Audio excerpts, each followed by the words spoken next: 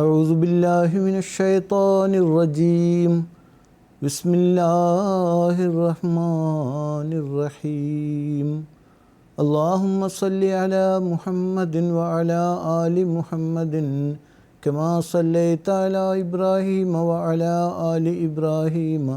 انک حمید مجید اللہم بارک علی محمد وعلی آل محمد کما بارکت علی ابراہیم وعلی آل ابراہیم انک حمید مجید۔ آج کے درس کا عنوان ہے مسواک کی اہمیت اور فضیلت۔ اسلام چونکہ دین فطرت ہے، اس لیے اسلام کی تعلیمات تمام تر انسانی فطرت کے تقاضوں کے مطابق ہے کہ کوئی شعبہ ایسا نہیں انسانی زندگی کا جس میں اسلام رہنمائی نہ فرماتا ہو، یعنی تمام تر شعبہ زندگی میں انسان کی مکمل رہنمائی اسلام کرتا ہے۔ اس لیے تو ہم کہتے ہیں اسلام ایک مکمل مذہب ہے اور تمام تر انسانی ضرورتوں کی تکمیل کے لیے اسلام نازل ہوا ہے۔ تو جہاں اسلام اپنی تعلیمات کے لحاظ سے انسان کی روحانی اور اخلاقی ترقیات کے لیے نہایت مؤثر احکامات فراہم کیے ہیں، وہاں پر ظاہری پاکیزگی کو بھی لازم قرار دیا ہے، اور یہاں تک کہ ظاہری پاکیزگی کو روحانی اور اخلاقی ترقی کے لیے مستلزم قرار دیا ہے۔ تو انسان کا جو اپنا رہن سہن ہے، نشست و برخاست ہیں، اسی طرح ظاہری طور پر جس قدر بھی پاکیزگی کے طریقے ہیں وہ سب اسلام نے سکھائے ہیں، اور اس میں سے ایک منہ کی صفائی ہے، مسواک ہے۔ تو اس سلسلے میں بھی حضرت صلی اللہ علیہ وسلم کے بہت سارے ارشادات ہیں، ان میں سے چند ایک پیش کرنا مقصود ہے۔ تو ایک تو یہ ہے کہ اسلام نے ظاہری پاکیزگی کو روحانی اور اخلاقی ترقی کے ساتھ وابستہ کیا ہے، جیسا کہ اللہ تعالیٰ خود فرماتا ہے ان اللہ یحب التوابین و یحب المتطہرین، یقیناً اللہ تعالیٰ ان لوگوں سے محبت کرتا ہے جو توابین ہیں، یعنی بہت زیادہ توبہ کرنے والے ہیں، یعنی انسان اپنی غلطیوں سے باز آتے ہوئے توبہ کرتے ہوئے اللہ تعالیٰ کی طرف رجوع کرتے ہیں۔ اور دوسری بات اللہ تعالیٰ نے یہ بیان کی وَيُحِبُّ الْمُتَطَہِّرِينَ، ظاہری پاکیزگی اختیار کرنے والوں سے بھی اللہ تعالیٰ محبت کرتا ہے۔ گویا دونوں قسم کی پاکیزگی، روح کی پاکیزگی بھی ضروری ہے اور ظاہری پاکیزگی ضروری ہے، اور ظاہری پاکیزگی کو روحانی پاکیزگی کے لیے مستلزم قرار دیا ہے۔ حضرت صلی اللہ علیہ وسلم کثرت کے ساتھ مسواک کیا کرتے تھے، اپنے منہ کو صاف رکھا کرتے تھے، جب بھی آپ نیند سے بیزار ہوتے کلی کرتے اور اسی طرح مسواک کرتے۔ تو حضرت صلی اللہ علیہ وسلم کے بارے میں حضرت عائشہ سے ایک دفعہ پوچھا گیا کہ آپ حضرت صلی اللہ علیہ وسلم جب گھر تشریف لاتے ہیں تو سب سے پہلے کیا کام کرتے ہیں؟ تو حضرت عائشہ رضی اللہ عنہ نے جواب دیا سب سے پہلے آپ مسواک کیا کرتے ہیں۔ تو اس سے اس کی اہمیت واضح ہو جاتی ہے، کس قدر اہم ہے مسواک کرنا۔ حضرت صلی اللہ علیہ وسلم نے ایک جگہ فرمایا ہے کہ لولا ان اشق علی امتی لامرتہم بالسواک مع کل صلاۃ وفی روایت اخری مع کل وضوء، یعنی اگر میں اپنی امت کے لیے گراں محسوس نہ کرتا، مشکل میں پڑنے کا خطرہ نہ ہوتا میری امت، تو میں ہر نماز کے لیے، نماز کے ساتھ یا ہر وضو کے ساتھ میں مسواک کرنے کا حکم کرتا۔ تو حضرت صلی اللہ علیہ وسلم اپنے اسوہ حسنہ کے ذریعے سے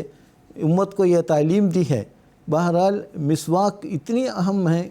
ظاہری طور پر مختلف قسم کے دانتوں کی بیماریوں کے ازالے کے لیے بھی ضروری ہے۔ اس کے علاوہ انسان چونکہ معاشرتی زندگی گزارتا ہے تو لوگوں کے ساتھ رہنا ہوتا ہے، تو اگر مسواک نہ کیا جائے تو منہ سے بدبو بھی آنے کا امکان ہوتا ہے، چونکہ مختلف قسم کی غذائیں دانتوں میں پھنس جاتی ہیں اور پھر بدبو کا امکان ہوتا ہے، تو مسواک ازحد ضروری ہے۔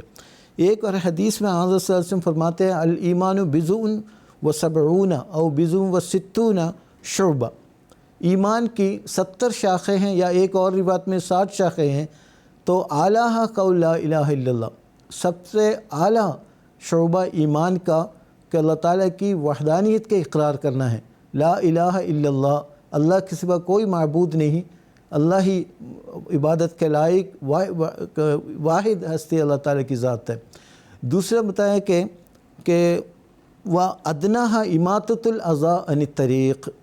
سب سے ادنا شعبہ جو ہے ایمان کا وہ ہے راستوں سے تکلیف دہ چیزوں کو ہٹانا ہے۔ بہت ساری چیزیں کوڑے کرکٹ وغیرہ لوگ ڈال دیتے ہیں راستے میں، تو اس سے بدبو پیدا ہوتی ہے، انسانی معاشرے میں تعفن پیدا ہو جاتا ہے۔ تو اللہ تعالیٰ نے حضرت صلی اللہ علیہ وسلم نے یہ حکم فرمایا ہے، ایمان کا ادنا سے تقاضا کو بھی ملحوظ رکھنا ہے۔ ادنا تقاضا کیا ہے کہ اللہ تعالیٰ کی وحدانیت کے اقرار کے بعد یہ سب سے اعلیٰ ہے، اور ادنا یہ ہے کہ راستے سے تکلیف دہ چیزوں کو ہٹانا ہے۔ اس کے بیچ میں 60 یا 70 شاخیں ایمان کی موجود ہیں، تو ان سب کو ملحوظ رکھتے ہوئے جب انسان زندگی گزارتا ہے تب ہم ان کو ایک کامل مومن کہہ سکتے ہیں۔ پھر حضرت صلی اللہ علیہ وسلم نے فرمایا الطہور شطر الایمان، کہ ظاہری طور پر پاک و صاف رہنا ایمان کا ایک جزو لا ينفک کے ضروری جزو ہے، پاکیزگی ایمان کا حصہ ہے۔ تو اس لیے اسلام نے مختلف مواقع پر، ایک تو دیکھیں نماز سے پہلے وضو کرنے کا حکم دیا ہے، وضو کے جو جو انسان کے اعضاء جو بیرونی اثرات سے متاثر ہو جاتے ہیں اس کو دھونے کا حکم دیا ہے، اور دوسری طرف بعض خاص مواقع پر غسل کرنے کا بھی حکم دیا ہے۔ اسی طرح عیدین کے موقع پر، جمعہ کے موقع پر، جب بھی انسان جو مختلف مجالس میں جاتے ہیں تو پاک و صاف ہو کر اچھے کپڑے پہن کے نہا کر جانے کا حکم دیا ہے۔ حضرت عائشہ رضی اللہ تعالیٰ عنہ سے ایک اور روایت ہے، فرمایا السواک مطہرۃ للفم و مرضات للرب، مسواک ایک تو کہ منہ کو صاف ستھرا رکھنے کے لیے مسواک ضروری ہے،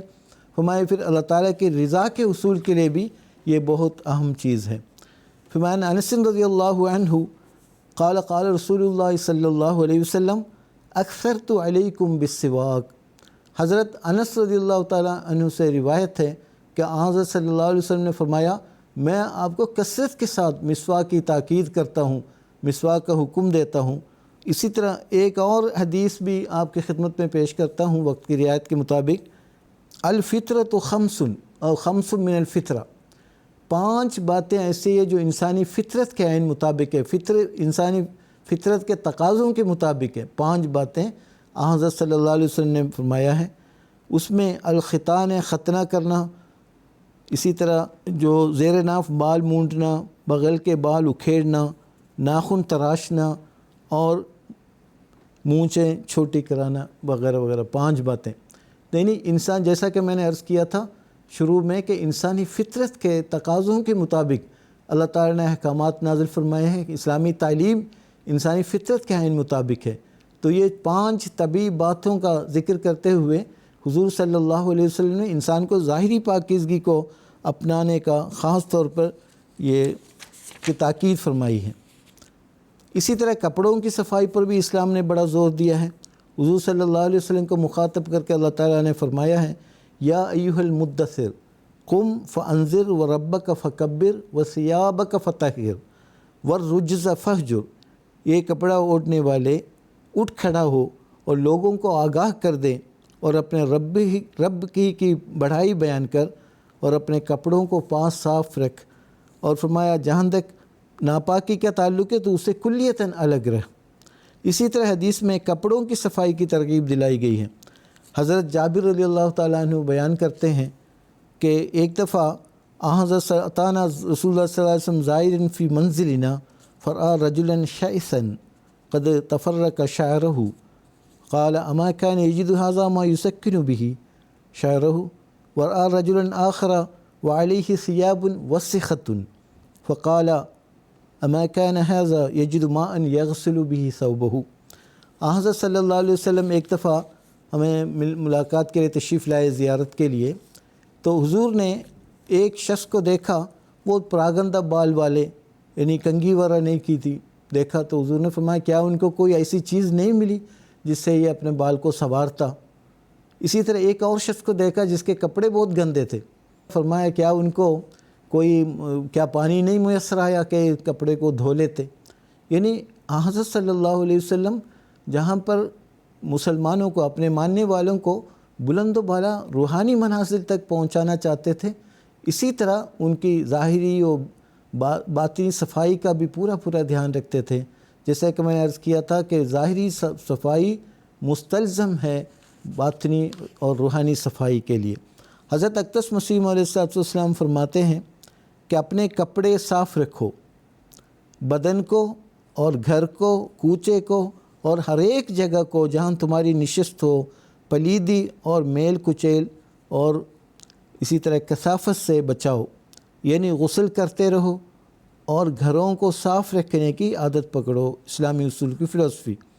پھر مزید فرماتے ہیں والرجز فہجر، ہر ایک قسم کی پلیدی سے پرہیز کرو۔ اس سے یہ معلوم ہوا کہ روحانی پاکیزگی چاہنے والوں کے لیے ظاہری پاکیزگی اور صفائی بھی بہت ضروری ہے،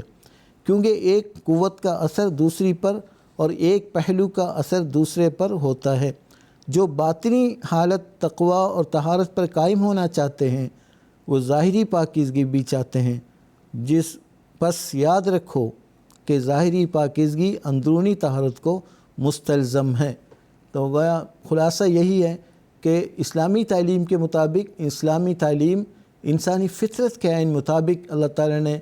نازل فرمائی ہے۔ جب تک کہ انسان انسانی فطرت کے تقاضوں کے مطابق ظاہری صفائی کو لازم نہیں قرار دیتا، ظاہری صفائی اختیار نہیں کرتا، تب تک وہ روحانیت کے بلند و بالا مقام پر نہیں پہنچ سکتا۔ اللہ تعالیٰ ہم سب کو توفیق عطا فرمائے۔ وآخر دعوانا ان الحمد للہ رب العالمین۔